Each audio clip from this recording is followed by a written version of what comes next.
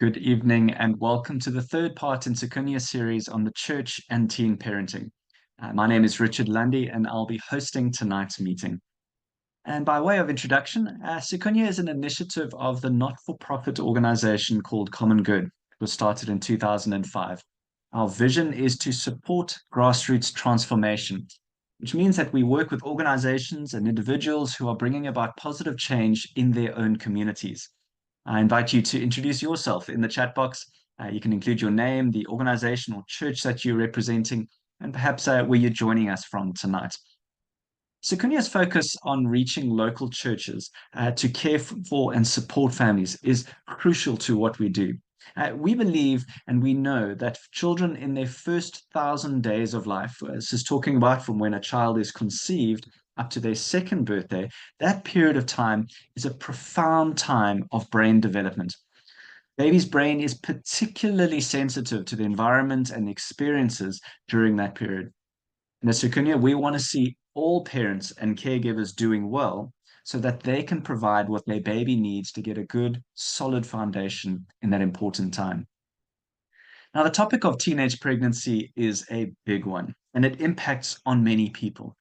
But we must remember too that 6 out of 7 children in South Africa are born to adults, and these adults also need support. And that's where we see the local church playing a unique role. We say that all families need support, and Sikunye works to mobilize church communities to be places where families are strengthened in their important role of caring for their very young children. So far, we have raised awareness about the first 1,000 days and the role of the church, and we've seen about 1,500 churches make a commitment to supporting families with young children. Over this series, we've been focusing in on teenagers, the children who are having children. And I want to focus for a little bit on the unborn child, the infant, the baby in this story. Now, it's understandable and necessary that we talk about and look at the teen parent, the mom and the dad. But how often are we considering the baby? Are we bearing them in mind when we're deciding what to do when a pregnancy is announced by a teenager? Many times when I've heard about people talk about teenage pregnancy and teenage parenting, it's only the teen mother that is the subject of attention. We always talk about teen pregnancy, right? And often the father is not a focus, and the unborn child is often invisible and ignored. We must remember that the next chapter of the story of our country will be written by our children. Within one generation, the babies of today will be our country's leaders, employers, innovators, educators, and will be shaping our country. And so, for our collective future, we want all children to be on a pathway of thriving and reaching their full potential. We want them to be healthy, to be ready for school and grow up to be contributing members of society. We want a bright future for our country, and our children are at the center of that story.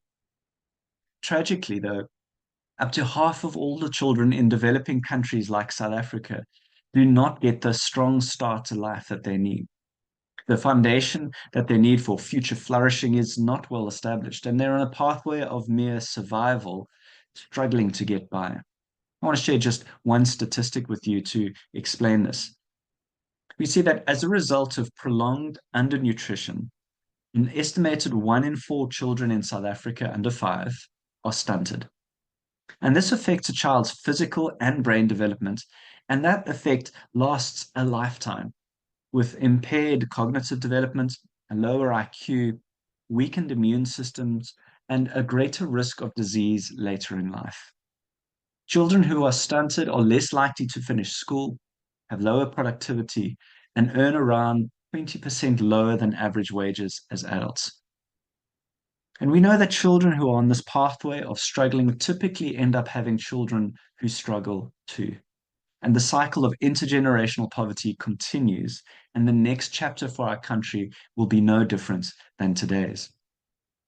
And so, one of the reasons why we as Sikunye want to address this topic of the church and teen pregnancy and parenting is to remind us that in every teen pregnancy story, there is a young life with a full future ahead of them. The care that this baby receives in their first 1,000 days has a huge impact on their future development, not just when they're a baby, but all the way through the life course. And if we want to have baby have a brighter future, we need to consider what is best for them when talking about this big issue. We must remember that the baby did not choose his or her parents or how they were conceived. The child, the baby, is not a problem to be solved, but a precious human being bearing the image of God. They have dignity, they have worth, and they deserve our care and consideration. And for that to happen, we all need to work together. Now, tonight is our final part in this webinar series, and allow me to do a brief recap of the last two webinars. I'm going to share just one statement from each of the speakers that we've heard. First of all, 1 in 7 births in South Africa are to teenagers. This is a complex topic with no easy or simple solution. Teen parents face additional risks and barriers to a healthy future, and both for mom and for baby. There are challenges for church leaders, making it complex for them to respond. For the sake of the teenager and the baby, we want so much for them. We do want them to flourish, but this requires us to put things in place to see that happen. The church has a range of things that it can do to surround these families with layers of support. The mission of the church involves reaching out to those who are broken. And finally, churches have the opportunity to reach into families, to mediate, and to journey with them as they grapple with the big emotions and the many changes that are taking place. Now, forgive me, that was summarizing 3 hours of webinars into a few statements. I encourage you to watch the recordings of the last 2 webinars to get the full picture. Now, this series has been about bringing different voices, different perspectives and approaches to help us all. We've been listening to theologians and pastors, teenagers, government officials, NGO work, all to help us best understand the challenges and the opportunities that exist. And we believe the local church has a powerful role in ministering to and loving teen parents in a way that is good for the baby, good for mom and dad, and good for the local church. And so I want to thank you for being part of this journey with us over the last 2 weeks and with us tonight. Also, acknowledge those of you who've introduced yourself in the chat box. It's fantastic to meet people from all over, from churches and organizations, different parts of the country, and even the continent.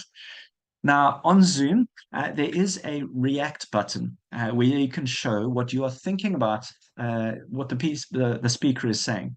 So you can tap the screen to get the menu and tap the react button, and then choose one of the emojis that demonstrates something of what you are thinking about what you're hearing from the speaker.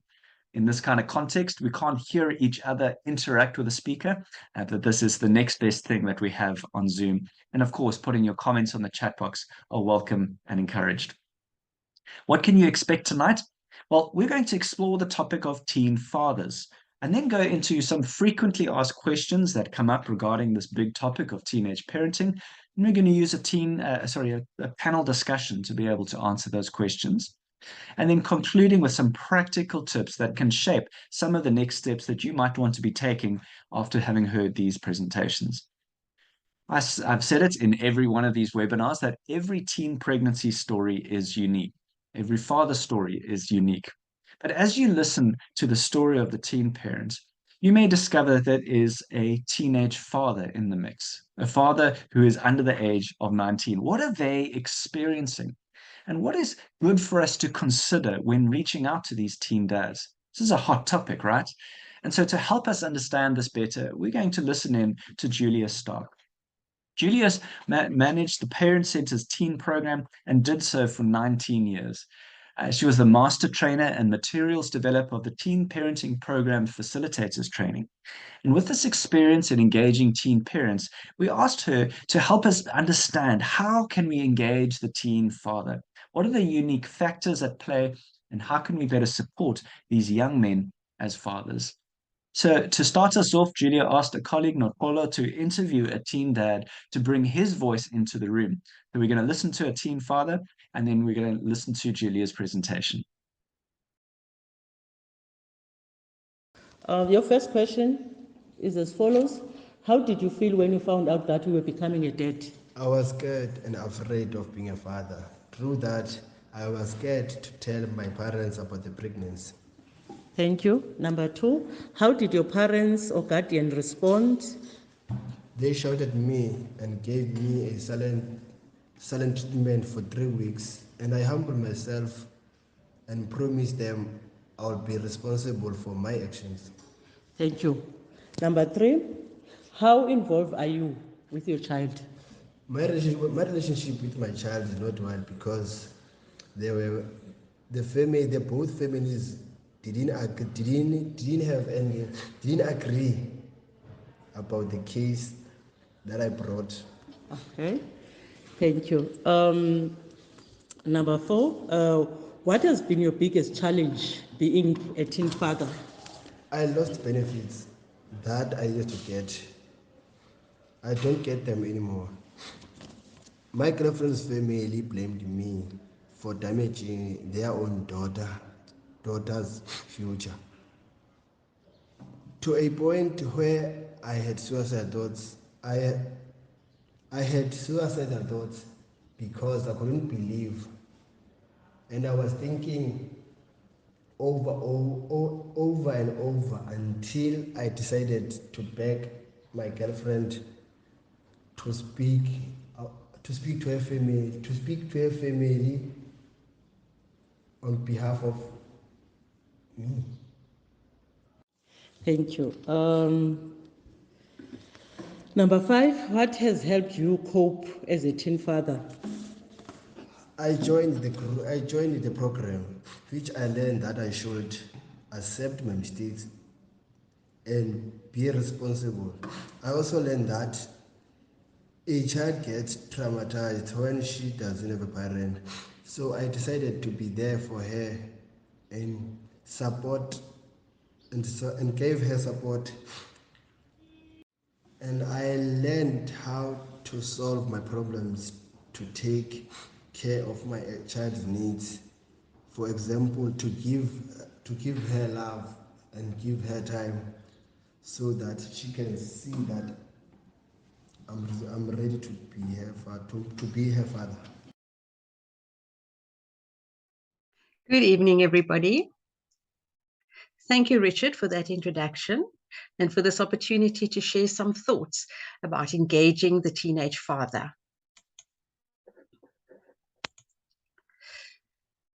We'll be unpacking what are the unique challenges that teen fathers face.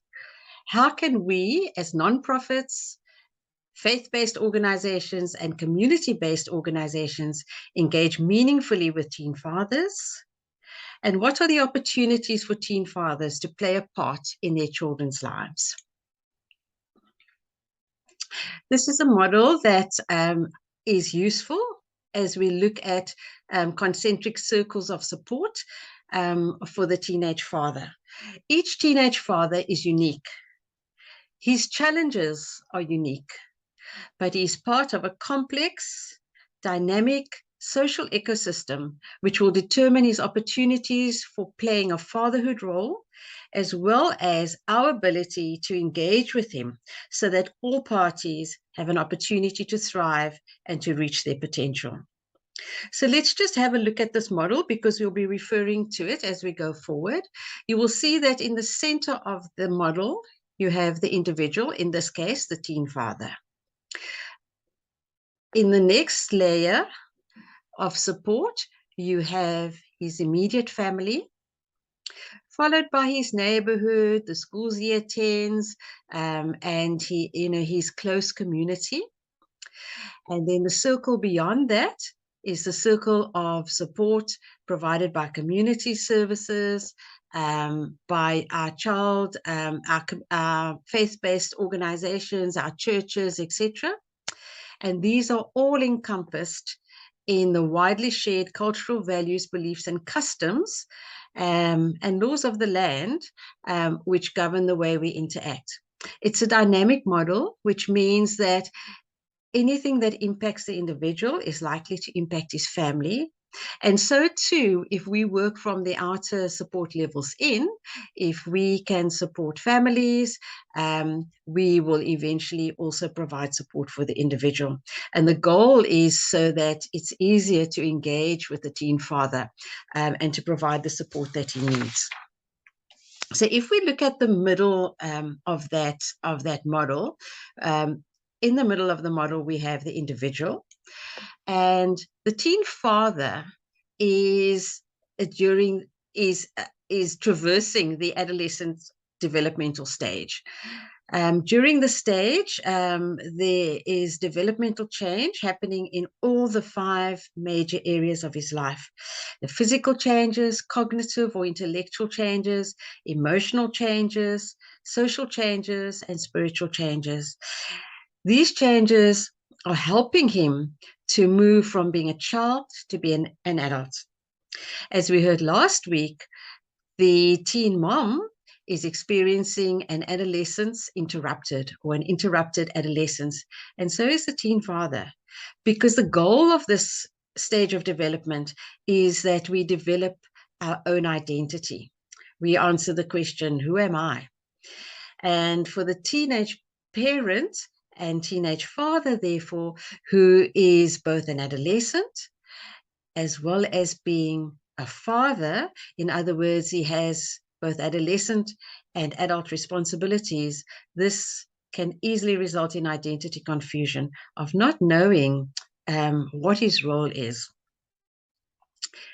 In addition, teenagers are often not given enough information or enough correct information about the developmental changes that will occur during this period, together with a lot of misinformation that is spread by their peers. Misinformation that often results in risky behavior and experimentation, which can have devastating effects, like a teen pregnancy or perhaps a life-threatening illness. So thirdly, the individual teen father often has a lack of mentorship or someone to talk to. We don't really encourage our boy children. We should, but we don't encourage our boy children to express their feelings and to talk deeply about things that concern them. And many of our teenagers go into the stage of development without somebody to talk to, without somebody to guide them through this process of developmental change. And so the teen father in particular needs someone to talk to and may not have anybody at this time. Also, the teenager who becomes a father might have an overwhelming sense of not knowing how to be a parent, what kind of parent he will be, etc. And this might cause a lot of distress for him. At the level of the family, what often happens as families learn about teenage pregnancy is that the family of the teen mom will visit the family of the teen dad and inform them that their son is the father of their child's baby. And this plunges the father's family into a crisis and often results in a lot of conflict between the parents themselves, conflict between the teenager and his parents, conflict between the families involved. And this conflict is very difficult. I think we heard from Annalene last week how difficult it is and how much tension this causes for families.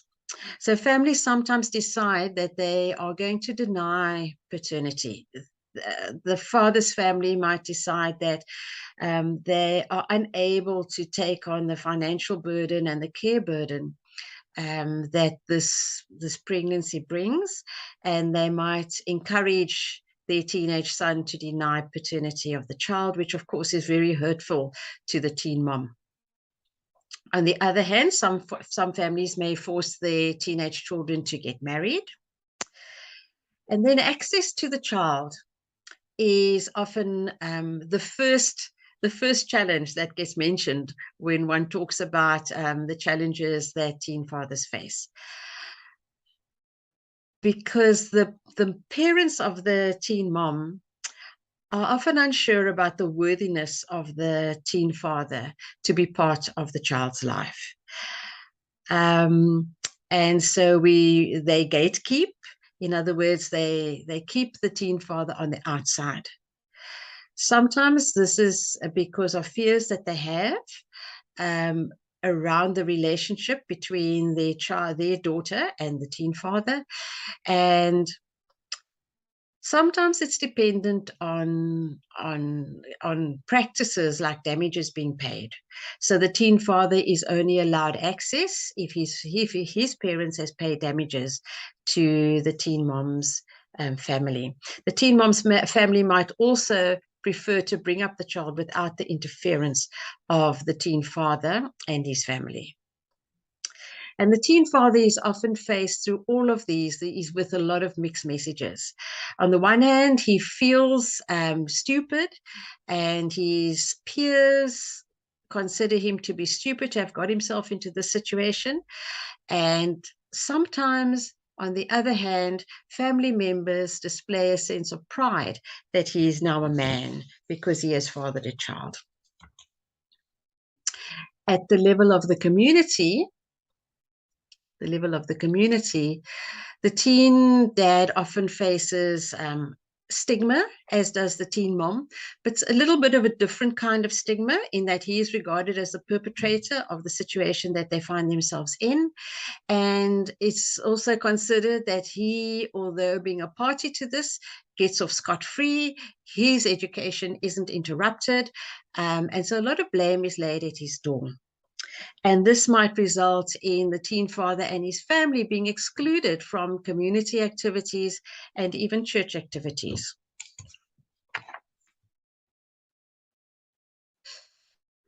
And then at the level of the family, the home, and the school. So this is the immediate level that the teen father engages with on a daily basis. These families need support to help them through the family crisis and conflict. Support by others being there with compassionate, empathic, emotional support. They need to be reassured and welcome to participate in community activities. And they need mediation to sensitively address issues like family denial of paternity and responsibility and of family gatekeeping, by helping families to work through their fears around this.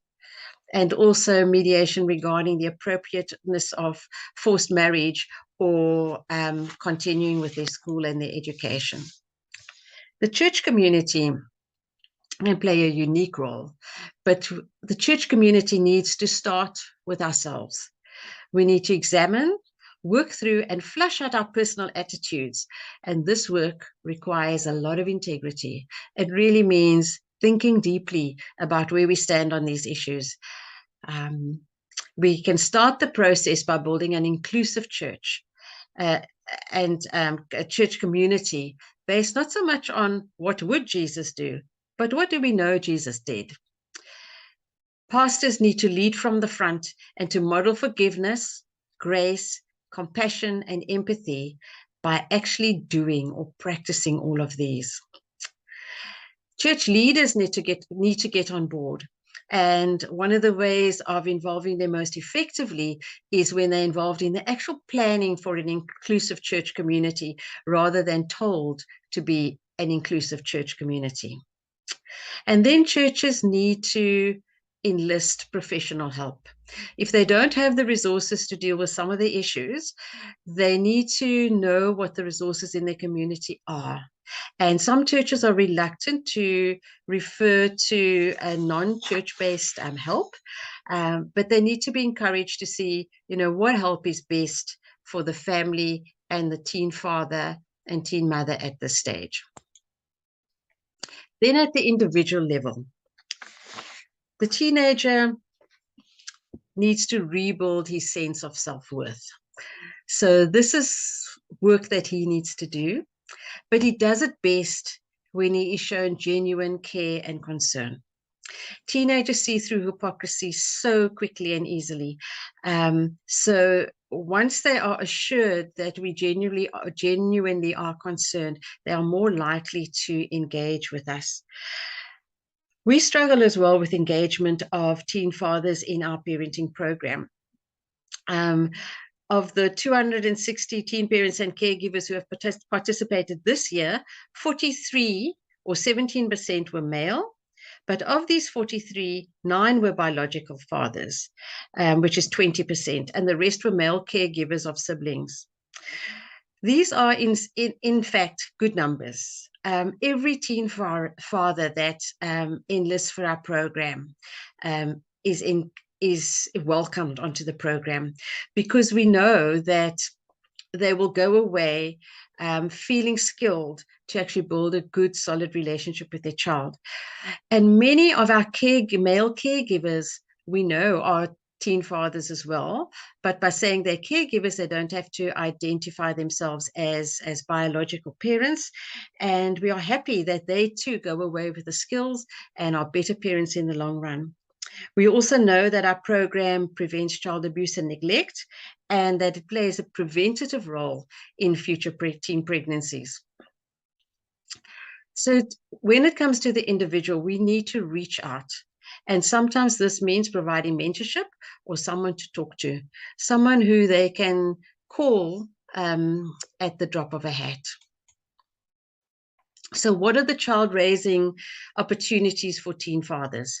Fathers and their children have a right to a caring and nurturing relationship. Teen fathers have a right to engagement with their children. However, these rights are subject to the best interests of the child, which always need to be taken into account. And sometimes the teen dad needs to do some work first.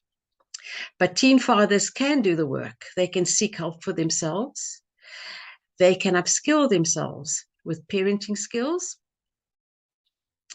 And they can be supportive of the child's mother. For example, they can go along to clinic visits. They can play with the child or take care of the child in the afternoon so that the teen mom can do homework. They can be engaged fathers. In summary, as a caring community, we can acknowledge and alleviate the distress of families and teen moms and dads faced with the crisis of teen pregnancy. We can try to understand the unique challenges that teen dads are grappling with. And we can be there and reach out to teen dads and encourage father-child engagement. We can journey with them to promote healthy outcomes throughout the first 1,000 days of their child's life and far beyond. Sikunye, thank you for the most valuable work you do and for this opportunity to share in the series. And to my team of teen parenting facilitators at the Parent Center, Kolalwe, Elizabeth, Nicolo, Pumla, and Charles, and Shuaib Sali, our fatherhood program facilitator, thank you for your input to this presentation. Thank you so much, and good night. Sure. Whenever I listen and think about fatherhood, I always think, I never thought of that. I never considered that, because so many times we're focusing on the one that has the belly bump, the teen girl that's involved. And so I trust that this has inspired you and informed you and helped you to look at teen fathers, perhaps with a fresh perspective and a fresh lens. I want to take a moment to recognize the incredible work that the Parent Center has done over many years. Many times, Sikunye has turned to them for advice, input, and direction, and they've impacted so many families. And tonight, Julia helped us so well to understand the teen father and not to overlook him in this very big issue. We're now going to have a panel discussion to explore some of the questions that have been raised and directed towards us over the last few years, really. My wife and colleague Ruth Landy hosted this discussion, representing the questions that have been sent to us. So by way of introduction, on the panel tonight, we have Dr. Maureen Hunter. She's a public health medicine registrar, affiliated with the University of Cape Town, currently working with the epidemiology and surveillance units in the Health Intelligence Directorate at the Western Cape Department of Health. She has a passion for maternal health and the circumstances surrounding their well-being, how best to optimize long-standing, far-reaching, and holistic care for mothers. Dr. Viola Fransman, you saw her in week 1, exploring the issue of teen parents for the local church. And she has her doctorate in theology and currently serves as a volunteer researcher and training facilitator at the Petra Institute for Children's Ministry. Pastor Ziba Mbense, he gives leadership to Langa Common Ground Church. He and his wife and daughter live in Langa, where they both work and minister. Ziba is also involved with Just Grace, an NGO in the community, where he gives pastoral care to the team and to the learners. He enjoys learning different languages and as a result speaks 7 South African languages. And you'll also hear stories of a teen dad as well as 3 teen moms in a local church, as shared by Reverend Bernadette White Phillips, pastor of Capricorn Community Church. So this panel discussion is going to take up the bulk of our time tonight, exploring some of the big issues, the big questions around teen parenting and teen pregnancy. And so to start us off and to start this conversation, Dr. Viola Fransman, I'd love to start with you and ask, as you've engaged and listened to the presentations and the webinars, and what are your thoughts so far as you think about this topic of the church and teen parenting and supporting teens?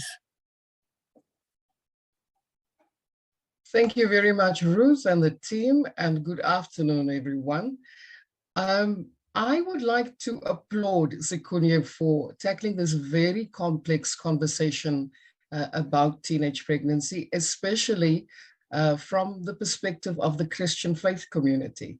I believe that it is an extremely crucial conversation that we should have, and I really hope and pray that from here in the local churches and in towns across South Africa, more conversations like these will take place, because we have many teens and parents and the larger community who are in need of a safe place where they can voice their thoughts and concerns and get guidance from the Word of God and from Scripture, which we have received here.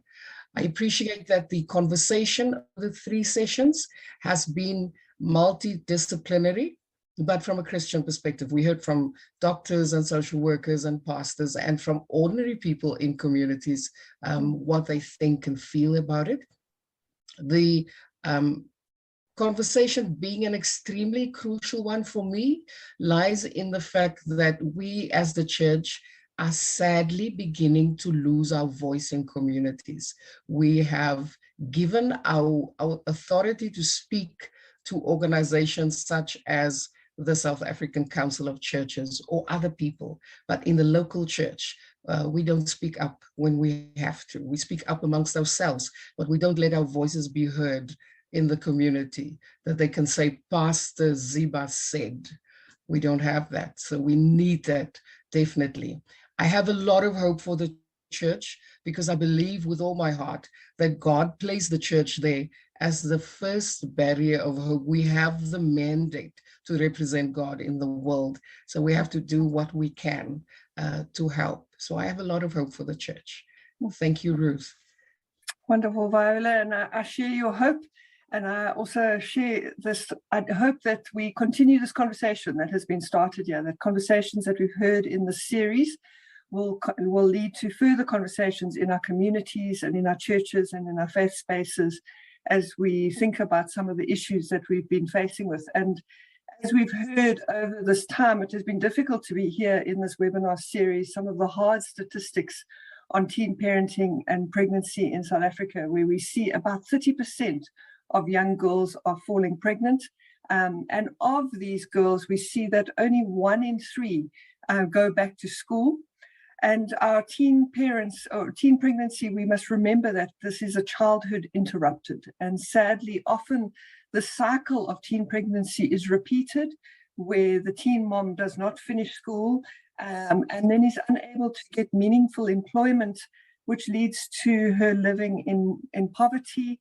And often we see the child of this mom is more likely to become a teen parent, him or herself. And so not only this, but falling pregnant so young has significant risks to the health of the mom as well as the baby. And we have heard from teen moms, often they do not access the health services they need because of stigma and shame.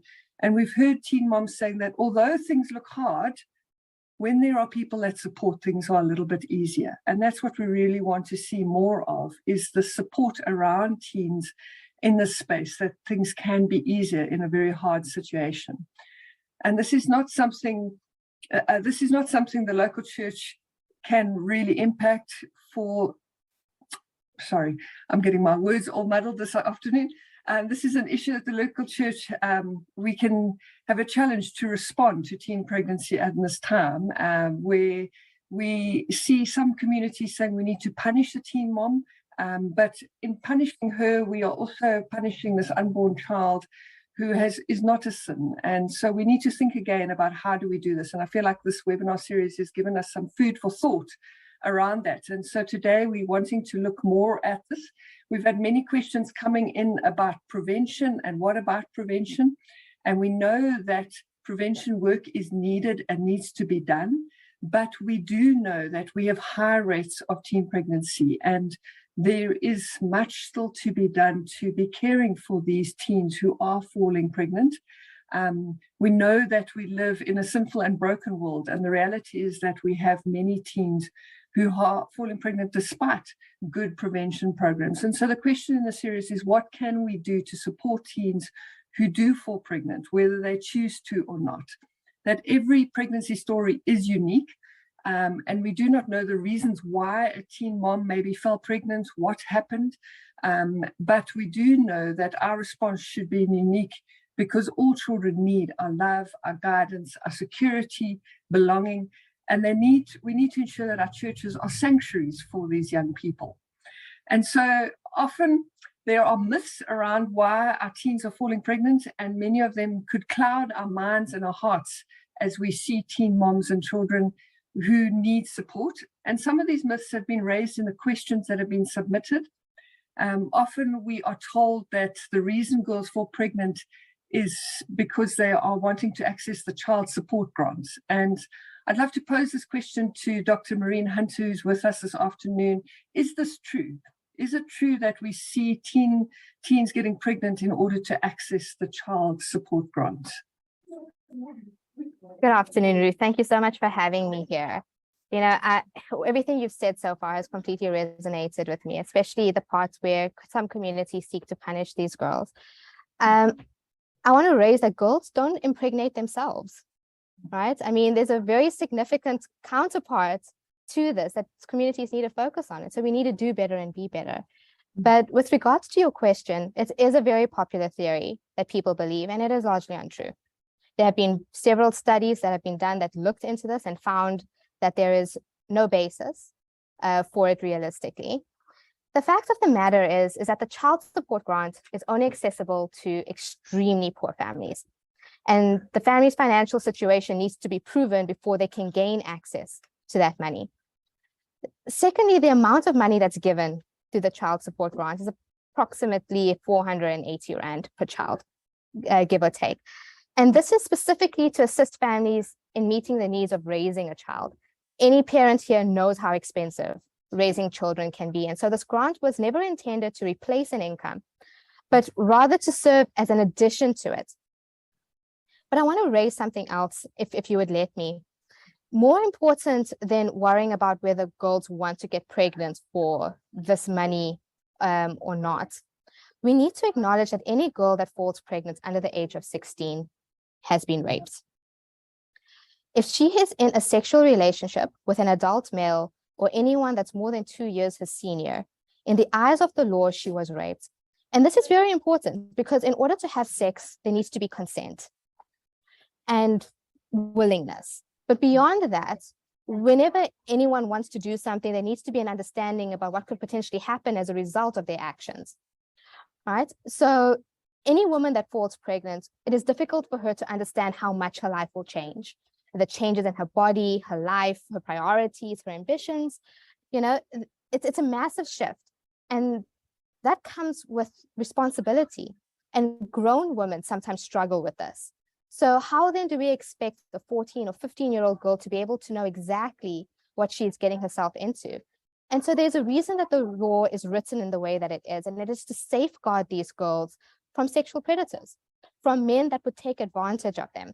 So before we consider, you know, that these safety nets that the government has put into place to try and help secure the well-being of children born to mothers who are extremely poor, so with these child support grants, we need to help try and prevent the suffering.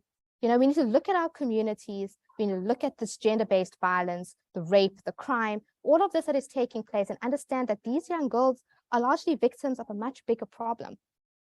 And we need to put our focus in those areas. Thanks, Ruth. Wonderful. And yeah, I completely agree with what you're saying.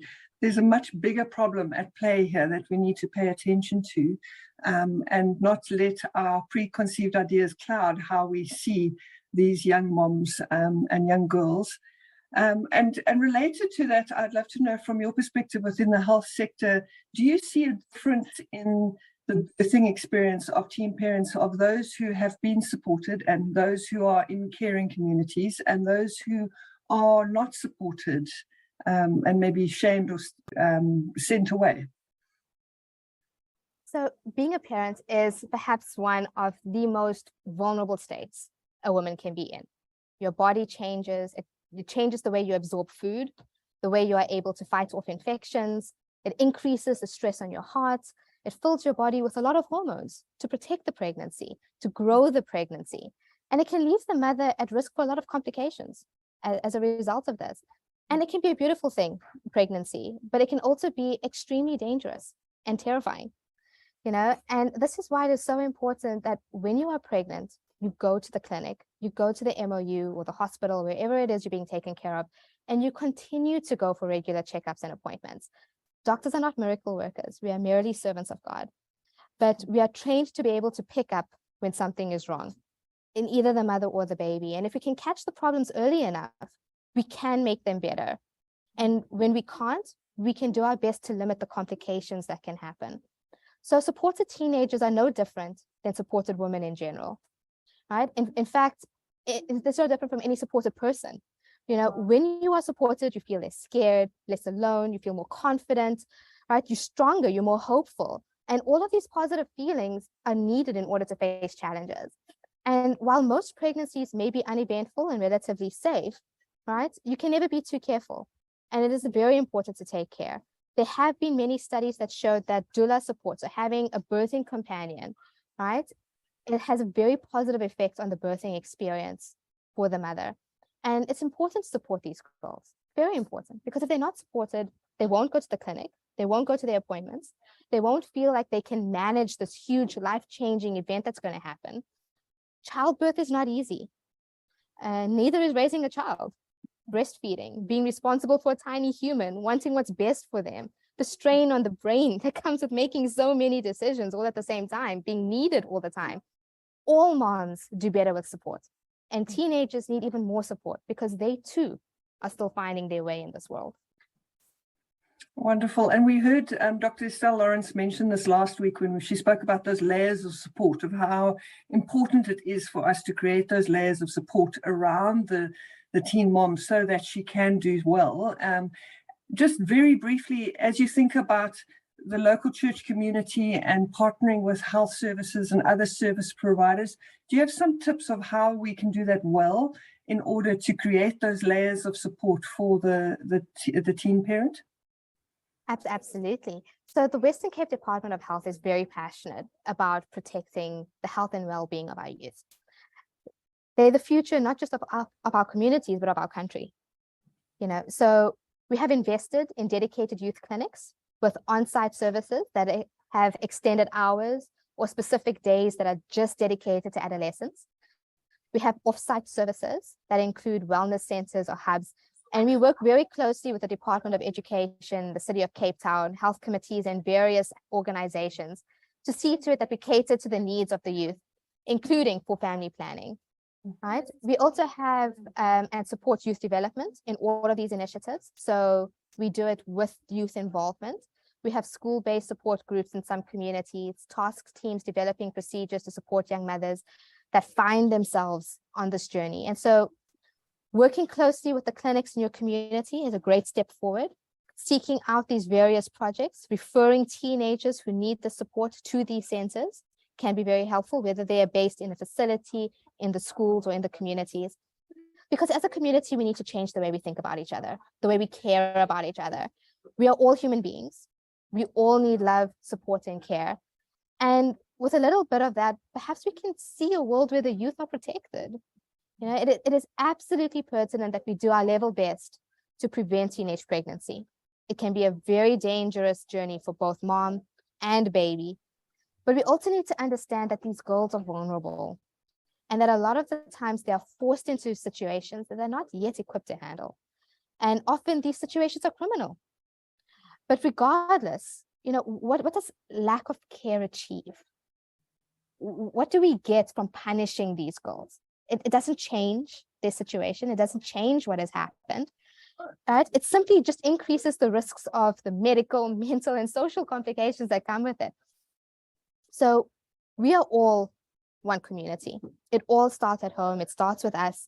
And to protect each other and care for each other and to build a better tomorrow, we need to consider each other differently. Thanks, Ruth. Thank you so much.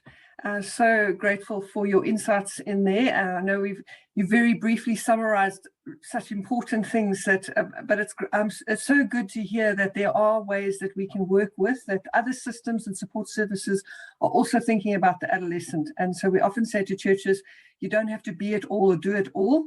Look around you, move towards the schools, move towards the health department, move towards these different services and see how we can work together to ensure that the teens are getting the care that they need and the moms and dads are getting the care that they need. I'm going to quickly move over to Dr. Viola. Fransman, one of the questions came in about how do we reach out to teens beyond the church in our community and how can we be practically caring for? And so I wonder if you can give some tips of how we can engage with the teen mom and dad outside of our church community and make it an inviting space for us to be showing care and support to them. Hi, Ruth. My answer is two-part. In the first place, the church, we are part of the larger community and the world. So what happens in the world has an effect on us. The war in the Ukraine happened thousands of miles away, but we all had to pay more for gas and we had to pay more for cooking oil. And that caused an effect on the finances of the church in general. People could give less. The pastor couldn't drive as far as he or she needed to or wanted to. The second part of my answer is, once we realize that we are part of, then we as the church should look outside ourselves and ask ourselves, what is happening in the community where God placed me to make a difference? What is happening for me? It's the Durance. Yesterday, a child was kidnapped. She's 3. They picked her up this morning, naked and in a blanket. So Sunday, it would be irresponsible of me as a pastor and a leader not to talk about it with my congregants sitting with me, not talk to them, but about what is happening. The third thing that I want to mention is we should start, when we want to make a difference outside of church with teenagers, with the ones that we have in church. They are the leaders that are in the school, and they are the leaders that are in the community, and other teenagers will talk to them.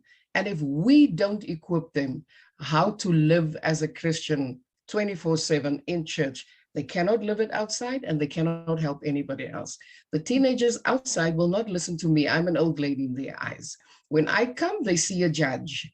They see someone who will tell me what I'm not and what I do wrong. So the fourth thing I want to mention is, where's the church when we train people, when we teach teenagers or children, move away from rules and become value-driven. Any teenager, you can ask them whether they're Muslim or Christian or whatever, they know teenage pregnancy is not on. They know alcohol abuse is not on, drugs is not on. They know putting myself in situations where I can be harmed is not on. But what is the why behind it? We should teach values instead of rules. And I would like to minimize my screen and look at a few that I've written down there. The one is the value of strong relationships. Do I, as the pastor, know the names of all the teenagers in my church? Do I know what grade they are in and whether, do I know when the school has rugby or netball? Am I there? to see. So the basis of what the difference I can make lies in the relationship that I or other church leaders have with them. When we have our mission and vision statement meetings, our bosberaden, when we plan our budgets, where do they fit in? Do we even talk about the children and the teenagers at those bosberaden? What portion of our budgets do we allocate to ministry, not to them, but with them? That will show where our priorities lie. So the easy answer is not where the tips are. The easy answer is where do we as the church change our values so that we accommodate children and teens in our bigger picture. The values that we should learn in church and that are not only restricted to teenagers is support. They will get medical support galore. They can go to the clinic. They will get it. Dr. Marine spoke about it. But what are the spiritual support that we are giving? And which it should start way earlier when they are younger. They need to know about healthy boundaries and expectations. And there's a few rules that they know, but what's the value of good boundaries, of having them not only in church, but in my personal life as well. The other thing is how to use my time constructively. We say children shouldn't go to dances or to bashes or to what, but what is the alternative that we as the church offer? What is the space that we create for them where they can be young and enjoy being a teenager without getting into trouble? We need to help them shape their identity. The world gives options galore about what to do and who you can be, and they're aiming for all of those things, but we don't give an alternative as to who am I in Christ as a teenager? What can I do? We should also become a come home space. The sad part about ministry to teenagers and youth is that we don't see them in church anymore. They somehow get the message when they were younger that they are not welcome. How do they get that message? No one made a sermon one Sunday and said, this place is not for teenagers and children, but they disappear. What do they see there? We should ask ourselves that tough questions and experience there that make them see this is not a welcome space for me. We should become a space where they can ask the tough questions. I spoke to a friend this morning and he said to me, teenagers know about safe sex or what the world deems safe sex, but what they will also tell you is when I'm under the influence, when I'm drunk, I don't think about using a condom. Where's the space in church that we have currently where they can ask about sex and sexuality? We as the leaders are too ashamed and too scared. We've made some of those mistakes ourselves. So we feel we can't talk, but we have a role, we have a place. So yeah, that's my 2 cents about practical tips for the church. Thank you, Ruth. Thank you, panel. Thank you, Viola.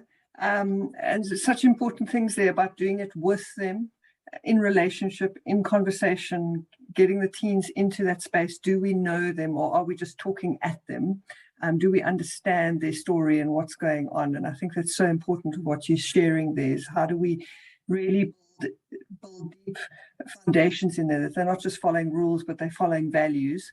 And that they understand that we are there and accessible to talk about the complicated things and complex things that they are dealing with, and that we are in the community listening to some of those hard issues, not just aloof and distant.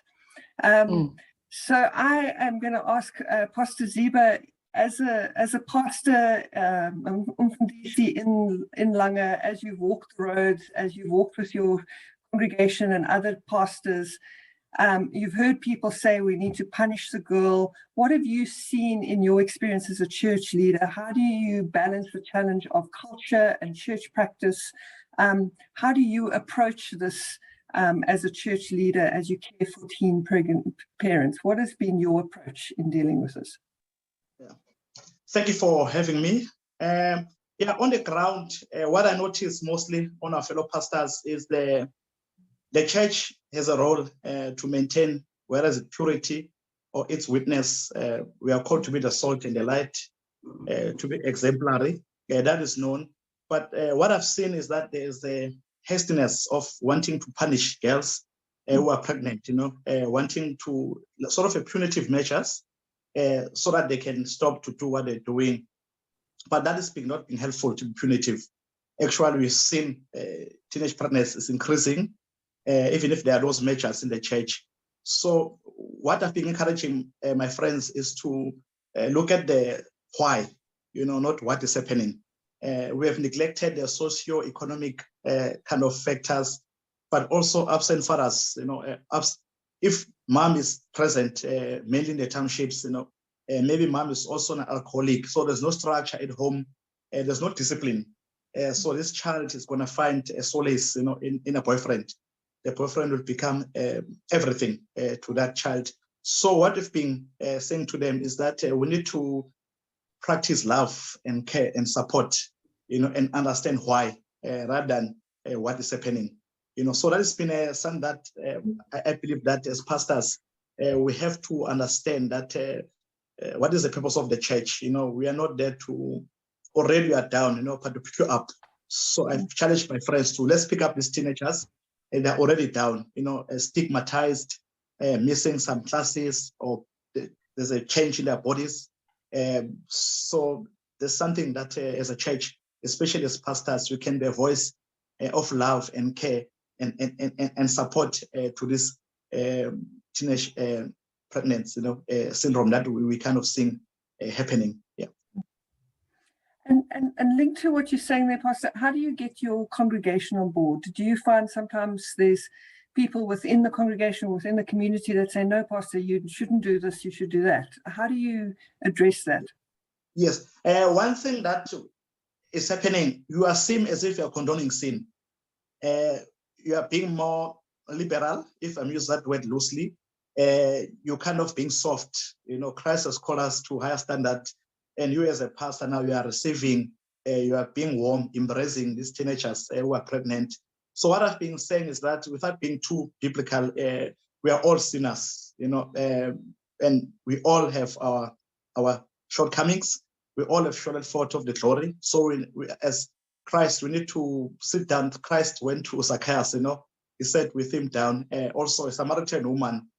So those are the things that I get the church to understand the theology of sin, in that we are all fellow sinners. We are fellow strugglers. We should help one another.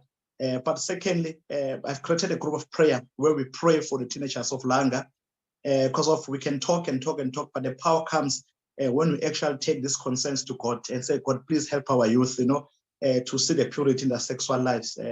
But thirdly is to have discipleship groups where we disciple young men. Because of what I've noticed, we have left the boy child, we are quick to punish the young girl, but we don't address the young boy, which is if the young boy is impregnating this young woman and nothing is done to this young boy, it's going to continue to have.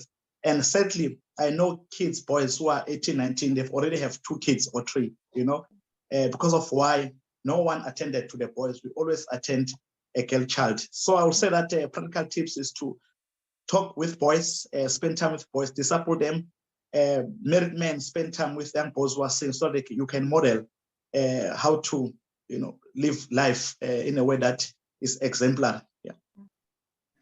Thank you, Pastor Ziba. I really appreciate you sharing those thoughts from your personal experience as you have lead and are leading in this space, and as you try and encourage others to move towards the teen dad.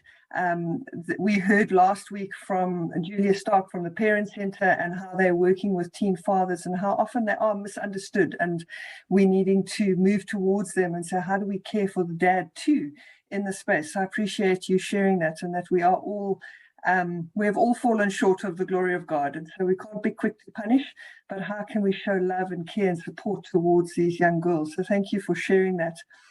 Just to everybody who's attending today, if you do have some questions or comments, you're welcome to put it in the chat box or go to the Q&A function where we can see your questions. Pastor Ziba, you've highlighted the importance of the father, and we have a voice note of a teen dad, recording of a dad's experience, and so I'd love to share that. One of the highlights of the series has been hearing the voices of the teens and what their experience is like, that we're not just talking about them, but we need to be listening to and having conversations with them and finding out what the experience is like. So this teen father was part of a program that the Parent Center runs for teen parents. And so listen in and hear his experience of being a teen dad. How did you feel when you found out you were becoming a dad? First, I felt nervous as I was not really sure if I want to be a father or not. Not in the fact that I was still under my parents' guidance made it worse, but I had to break the news with them, and they were not as tough as I imagined. Okay, thank you.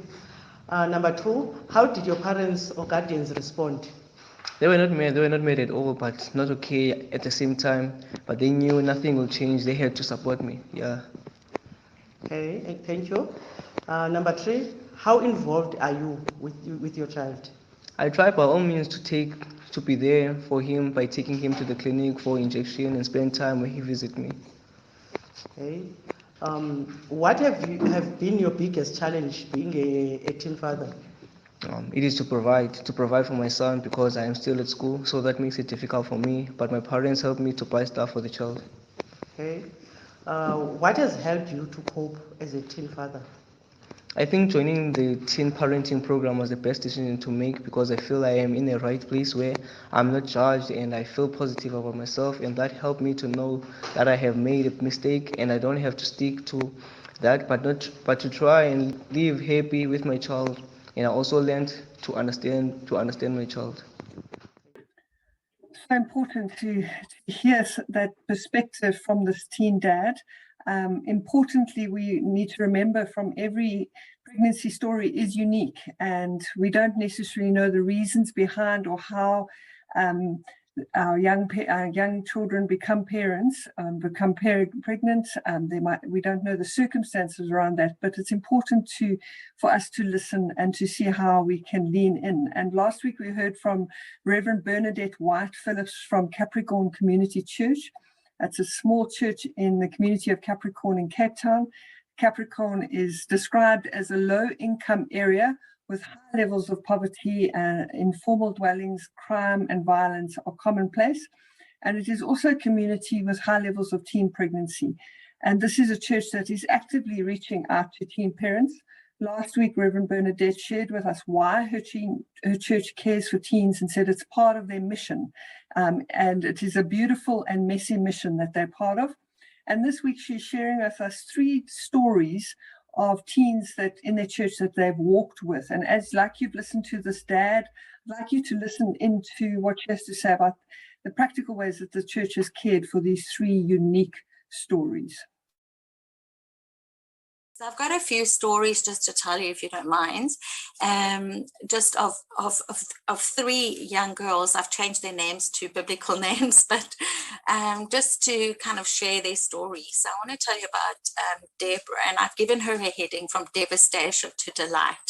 A high school student.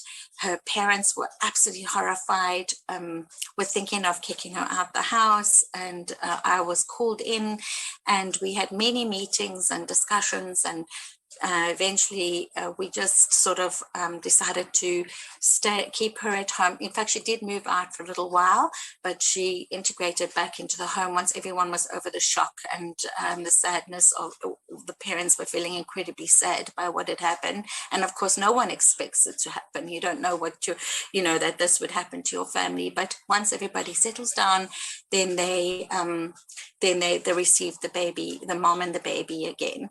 And the good news is that one of the women in our church has walked alongside her and make sure that the baby's growing whatever the child needs. So she needs nappies, sort of check-ins. So it's important that so yes, we have the church circle, but we also need to appoint godly mothers to also walk with these young ladies.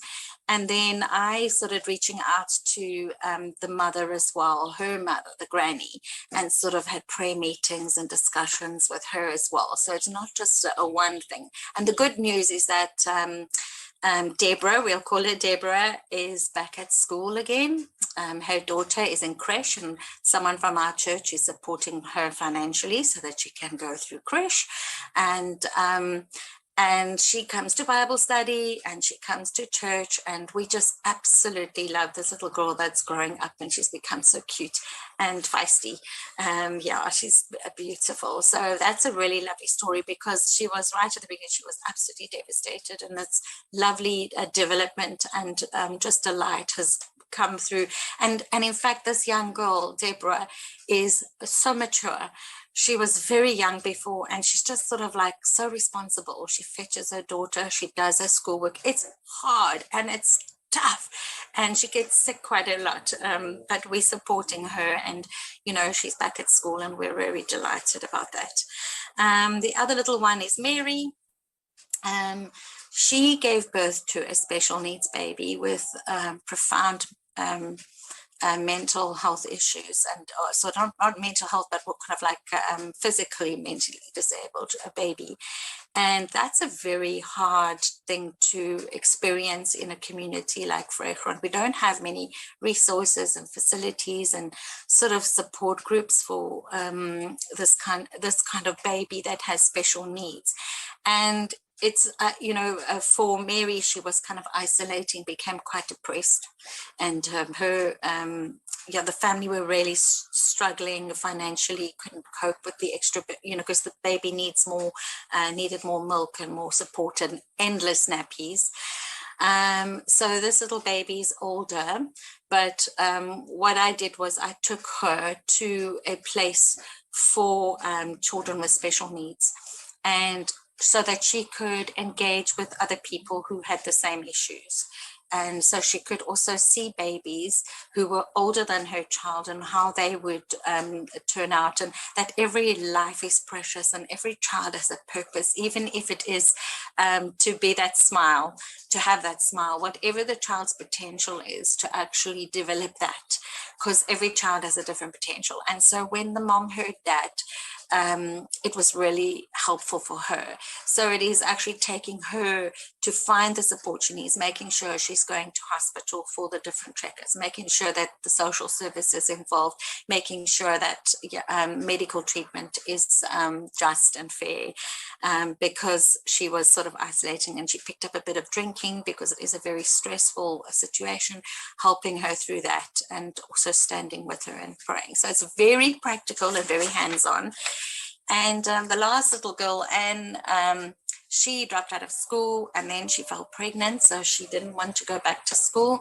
But this girl, Anne's mom, was a drug addict, and so she didn't have parenting herself.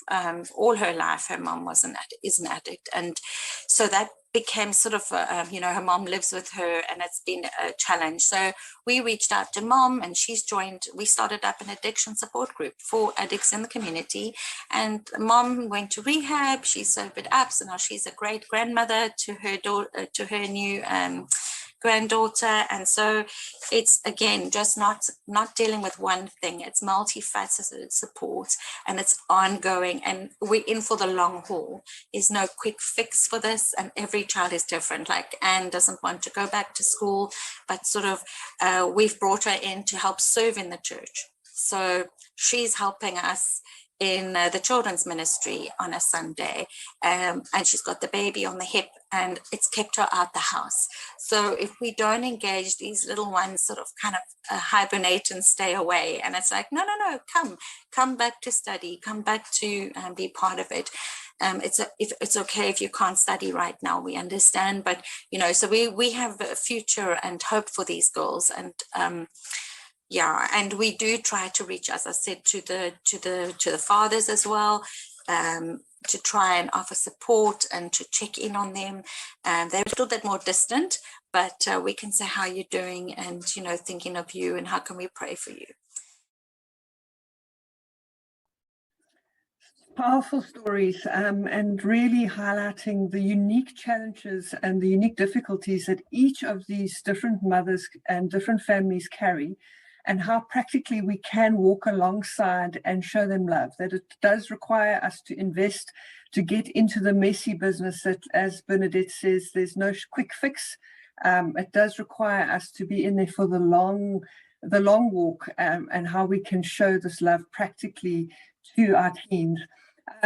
This hour is disappearing very quickly, and I know there might be some questions still burning in your heart, and I encourage you to continue to have this conversation with those in your area, in your community, to go back and engage with the material and with the experts over the last 2 weeks. We've covered a lot of really important information. And I'd like to go back to our panelists and ask for some closing thoughts that you have as we come to the end, and we want to wrap up the series. I know we've flown through some points, but as you've been listening to these stories, listening to each other, what's the kind of some closing thoughts or tips or wisdom that you would want to leave with people who are here today, who may be grappling with what Scripture teaches, what their community says, how to deal with these complex situations? We've got young people who are having sex. Sometimes that is out of, we've heard from crime, they've been raped, there's been some difficult situations. What can we be doing? Can I start with you, Dr. Viola? You've unmuted. What are some of your closing thoughts on this? Some of my closing thoughts on this is I would like to link with what Pastor Ziba said earlier. Church discipline is a very important part of being church. We need it, it must be there. But what I would like to call for is not to use the scriptures that are there regarding discipline out of context, and that's where we lose the plot completely. I would like to propose a different way of looking at discipline, and not only discipline in connection with when a teen falls pregnant or a young boy causes a young lady to become pregnant. And the operative word I would like to use is context, context, context. Think of instances where Jesus disciplined people or where he had to. The first one I would like to highlight is the woman at the well. What did he do? How much did she know about Jesus? Did she know about sin? She knew what she was doing was wrong, but he said to her, or the way he approached her was non-judgmental. He was kind. He looked at her with love in his eyes. Who's the teenager who is in front of you that is now pregnant? Is it somebody that comes from a Christian home? Is it somebody who has no one who taught her about discipline and about God?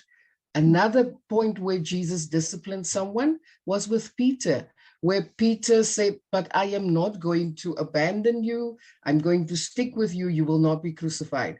Jesus could say to him, get behind me, Satan. Why? He had an intimate walk with God. He knew what was going on. So who's the teenager, again, who is in front of you? Another instance, the person or the sinner next to Jesus on the cross. He said to him, today you will be with me in heaven. Context. Don't just throw scriptures around nilly-willy and discipline. Look at who it is in front of you and act like Jesus when you do have to implement discipline. Thank you. Those are my final words for today. Wonderful, Dr. Francois. I really appreciate that. Context is so important in looking at this teenager. I'm reminded that this teenager is a child. They're underage, they're a child. And how do we as adults move towards this child with love and care? And so how can we really support them to see this child flourish, see that family flourish, and see that baby flourish, and not to use our scripture irresponsibly in the way that we try and approach and deal with it in a judgmental way, but to move towards the way Jesus did, with love and kindness and compassion towards the people that he was dealing with. Thank you for that.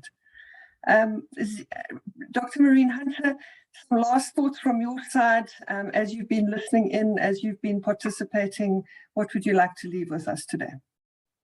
Thank you very much, Ruth. I couldn't agree more with Viola. I think it is so important that we contextualize everything, and that we try to look at everything through the lens of what is our actions and what are the consequences of our actions. We have these girls, we have these teenagers, these children that are in a situation that sometimes is beyond their control, but whatever the case is, it's very difficult to manage and difficult to handle. How do we make a bad situation better? How do we teach these girls how to deal with adversity going forward? How do we make sure that that child, that gift from God, from whatever the case may be, how do we make sure that that child gets nurtured, that that child doesn't suffer long-term mental and physical disabilities? How do we make sure that we send the message that we are propagating with Scripture? You know, that love, that care, that attention to the fellow human being, right? When we shun people from society, all that does is that it shuns people and excludes people from where we are. We have a responsibility to each other and to the future generation to create a world that is kind, to create a world where people want to listen, where people feel supported, where people feel that whatever is going on in their current situation does not define them for the rest of their life. You know, there is so much that goes on every day in everybody's lives. We here are trying to ensure that those girls that are probably very, very scared, not just for themselves, but for the well-being of their baby, that there is hope, that there is support, and that there are people that are on their side, because that is where we can make a difference. Thanks, Ruth. Wonderful. Thank you so much, Maureen. I appreciate that. How do we do that? We've all made mistakes, right? We've all made big and small mistakes. And how do we come towards each other with that grace and compassion and kindness, and not shun people for the sake of shunning them? I appreciate your insights there. Thank you, Maureen. Pastor Ziba, from your side, what would you like to share with us? Yeah, I would say let's look at the bigger picture in terms of the future of the child and the teen mom. You know, we have been given second chance by God and each other, so we must also give the teens a second chance to live their lives. Life's about making mistakes, but you recover from those mistakes and start again. And then, yeah, let's just be a blessing to them, and just know that it's possible they can relive their lives again and become who God intended them to be, despite of having a child. Yeah, let's help them to dream again in their lives. Yeah. I love that idea. Help them dream again. They've got their whole future ahead of them. They've got this young life to nurture that also has a whole life ahead of them. Let not this one moment define the rest of their life, but that God can really, we can breathe life and hope into that space. That the one thing that we see is, as Jesus comes as the light of the world, right? He doesn't leave us in darkness. He doesn't leave us in a place of shame and guilt, but he gives us a new identity. And how can we really help our teenagers to live in that? I know, after watching this kind of panel discussion, I find myself wanting to have these speakers on a couch and to continue the conversation, because hearing them talk to each other and with each other and talking about the questions we put towards them, it's always inspirational. And I trust that using Zoom has allowed us to get some of their wisdom, a little slice of their experience and their perspectives to shape the conversations that we are going to have with others in our families, in our organizations, in our churches, in our communities as a whole. And I want to thank those of you participating in the chat box. It's encouraging to read the comments and your contributions. Love it. I have read every single one and appreciate you contributing. Thank you. Now, for those of you who are part of a church leadership, maybe a pastor or a bishop or an apostle, you might be ready to get something started or to add something to your ministry that is focused on teen parents. And we thought it might be helpful to ask a church leader for tips on what to consider. So when we interviewed Reverend Bernadette White Phillips, you've heard from her a couple of times, we asked her, what are some tips? And she shared some, what I call golden nuggets, right? Things that are really good to be aware of when reaching, supporting, and strengthening teen parents. So here are some pointers or tips for church leaders who are exploring getting this started in their church. These are just a few helpful pointers that I found in terms of caring for these special families. It's really important that we treat every young person that is pregnant with respect. There's so many finger pointing. There's so many people saying, you know, there you go, and you wanted to do it, and yeah, you're almost kind of thing. But really, it's important that we show love, we show respect, and that we show care. And we need to love in a way that understands why they don't get it right. Does that make sense? It's loving beyond and accepting that we're not perfect, that we still are not sanctified completely. We're in the process of being changed. And so that we understand there will be faults and there will be mistakes and there will be wrongdoing, but it's all restorative, that we don't just say, oh, well, there they go. No, it's not. It's how we're going to start walking with Jesus in this place, because that's what he specialized in, didn't he? He hung out with all of those who needed restoration and life and living water from him. So we don't focus on the sin, we focus on hope and we focus on love. Another thing is to keep in relationship, as I said, to check in regularly, and also to pray with them. I think it's also important that if we find there is a problem, like often babies will get sick or feverish and there's this panic, like, what do I do? And they phone the pastor and sort of like, yes, we need to respond. We can't say, go ask someone else.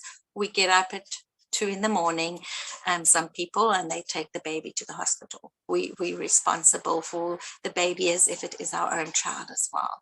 And yeah, that's how we flourish. We flourish by the love and care. And I'm saying we're not perfect, but we do try to go that little extra mile, because these teenagers need the help and love as much as they can get. And then also, as I've said, keeping things normal, keeping them involved in the church, not rebuking them and saying, you're dirty now, you can't be part of us. That's not. It's actually, you're one of us and we care and we want you to be part of our lives, and we want to walk with you and help you through this. We want to see your child grow. We want to see your child succeed.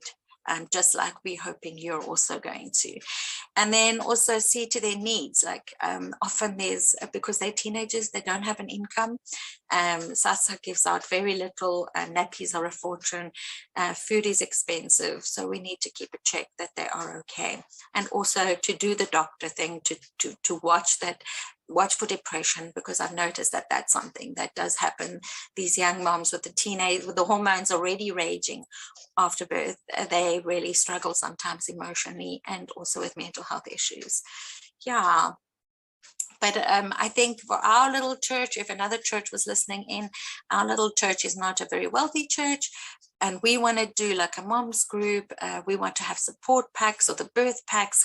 It's quite a good idea if another church was to come alongside sort of another church that's involved with kids with pregnancies, and just to kind of help materially. That's what I'm saying. Is like to, we received 3 boxes of nappies as a donation, newborn nappies, and we're like almost at the end of it.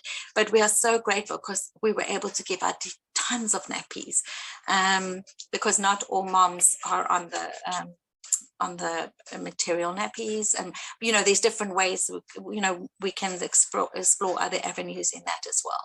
But somebody's given us some milk before, and we look for babies who can fit, and baby clothing.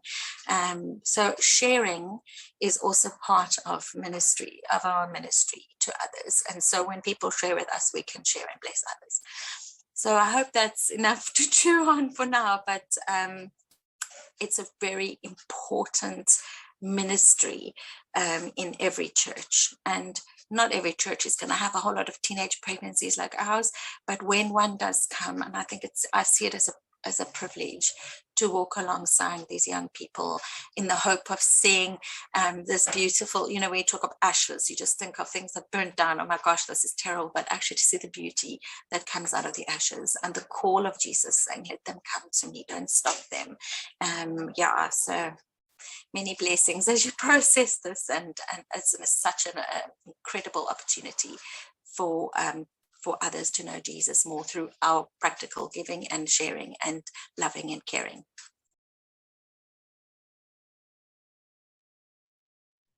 I love some of the words that Reverend Bernadette was sharing, and things like partnership and together and sharing and learning. And these kind of words describe how churches can work together, churches that have been a little bit further ahead, that we can learn from them and their experiences.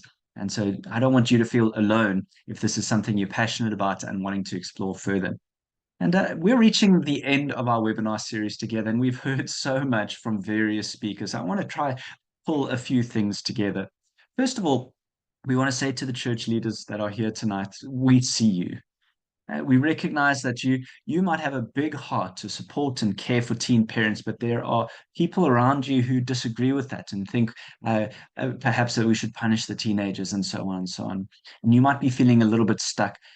This is hard. And I want to thank you for being part of the series to grow your understanding, to learn and have some information to share with others. I trust that this series has inspired you and strengthened you in this important ministry. Perhaps through this ministry or through this series and what the different speakers have shared, you've recognized, other church leaders, you've recognized that practices in your church are not leading to fullness of life for a teenage mom or dad, or that the baby is not flourishing as a result of some of the practices in your church. And our hope and prayer for you is that you are able to take next steps, perhaps to engage with other leaders in your church about introducing different ways of responding to this big issue. We think it starts with a conversation. It's not just one conversation, it's going to be many. And it's probably going to take some time to introduce something new to a church that has been kind of going through similar things for many years. But we do encourage you to keep going. Now, this webinar series is a tool, and I see in the chat box several of you have already mentioned it. This is a tool for you to raise awareness and help others recognize the opportunity that churches have in teen pregnancy. Now, we've made all of the recordings freely available, and you can share them with anybody that you want. In fact, on Friday, you will receive an email with the recording from tonight, also from session 1 and 2. We'll also share a link to a web page that hosts all of the resources and additional resources as well, and the recordings, answers to frequently asked questions, all of those kinds of things that you can then use to share with other people. That you might want to go back and rewatch something because there was a lot of content, or it's starting a conversation with somebody else in your church, in your community, and beyond. There are various organizations working within your community, within our nation, that you can partner with to focus on reaching and strengthening teens, whether it's prevention work or care work if they are already parents. And I want to thank the NGOs and other workers that have joined this series and have shared your contact details in the chat box so that church leaders can get in touch with you. I trust that for those who are in the NGO sector, you have seen how local churches can be allies in reaching teen parents and maybe create something new that has a church focus. Now, as Sikunye, we see the incredible opportunity the local church has to positively impact communities and the nation as a whole, specifically by supporting families with children in between conception and the age of 2. And if you're new to Sikunye, you're not too familiar with who we are, thank you for being part of this journey. And I want to invite you to join our Church and Early Life workshop. We host this on WhatsApp, and it's a more interactive conversation around what faith communities can be doing to strengthen families with children in that important stage of the first 1,000 days. And you can access the dates and the registration information on our events page on our website. The next course is in January. And if you register now, we will follow up closer to the time to remind you. I know for many of us, January is very far into the future. We'll put the links into the chat box for you to register as well. We also have other workshops and other training and informational resources on our website that can shape the way or inform the way that you minister to families with very young children, whether they are teenagers or not. I also invite you to keep up to date with upcoming events and workshops. We have various social media channels. You can also sign up to receive our monthly newsletter. Our next monthly newsletter, in fact, goes out tomorrow, and you can sign up for a once-a-month newsletter by entering your details on the homepage of our website. Again, we're posting in the chat box now links to our website and our social media handles if that is something you're interested in. Now, a very big thank you to all of the speakers across this thought leadership series. 11 people and 5 teenagers have helped us shine a light on this heated and complex topic. And I'm so grateful for their service to South Africa and for being so willing to share their wisdom with us in this platform. And our prayer is that as the years go by, when a teenager finds herself pregnant, that the local church is a place where she finds hope, finds healing, and finds strength, that bad situations become better, that there are increasing stories of redemption and reconciliation, that the baby is well cared for and is on a pathway of thriving. Across the nation, we can join hands to see that the future is brighter for the young lives born to teen parents. And thank you for being part of this conversation, for your passion, for your commitment in investing in young lives. Thank you for being with us. God bless you all. Good night and see you soon.